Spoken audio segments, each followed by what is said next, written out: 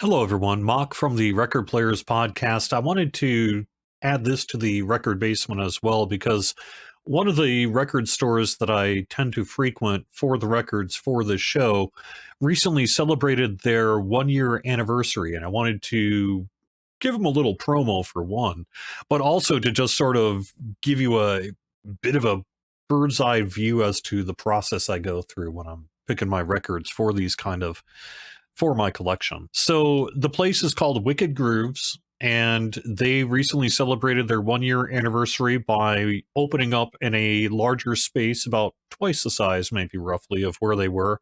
And they're a great local record store. They really are, especially if you're into, I think, some of the classic rock and metal. In metal in particular, he really knows his stuff and has some really excellent records there, but records throughout that I have tended to find something every time I've gone in there and picked up some really cool, interesting records, including some really unusual things that tend to he picks up as part of his acquisition process. So I have to admit, though, that for this 1 year anniversary, I'm pretty broke and I can't really spend much of any money on records right now. So I had to go in with a $20 budget. But I did find some really cool, cheap records that I thought I'd call out for the show here and just kind of have a little fun showing off. I really don't know what to expect. This one is a very experimental record.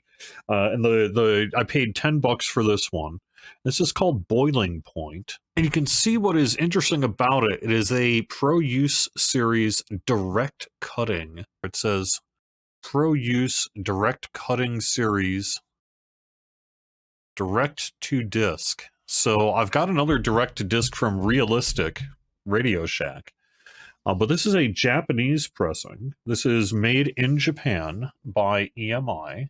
So I'm not quite sure what to make of this record, what it's going to sound like or anything, but I picked it up because it was a really unusual record for one. I really love that there's an explanation about all this direct to disc stuff that I first poked my head into when I picked up that Realistic record.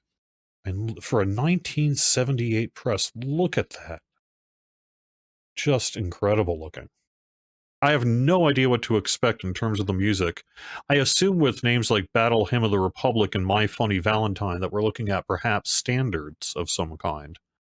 But we will find out. The next record I picked up, and this is for a mere $5, is another addition, yes, to my disco collection. But look at this album cover, man. Keep on Jump In. And my understanding is this is Mystique, which was a four-lady group: Jocelyn Brown, Angela Howell, Gina Tharps, and Christine Wiltshire.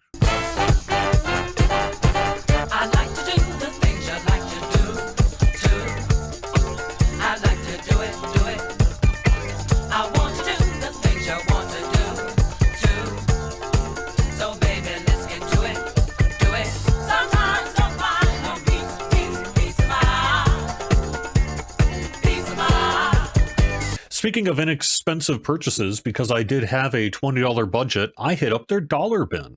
And I found a couple of dollar records, or $2 records, that I thought were real neat. This is Starcastle, Fountains of Light. Now, I've actually picked up Starcastle's debut album earlier, and I have to admit I didn't really like it very much. But I love their album covers. And I figured, what the heck, for $2, let's just check out a different album from them.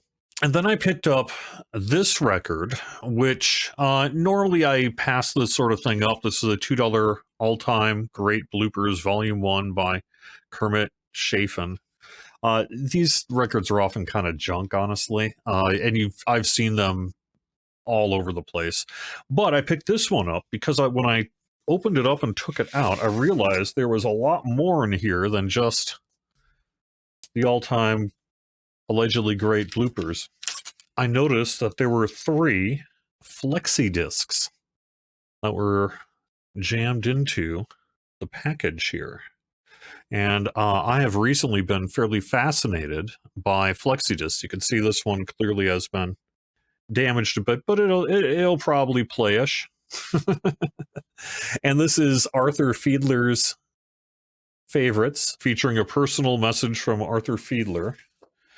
And then also Great Men of Music. This looks like some kind of little classical promo disc, perhaps from Time Life as well. And then finally, just for funsies, I picked up another disco record, Disco Classics Volume 8. Volume 8.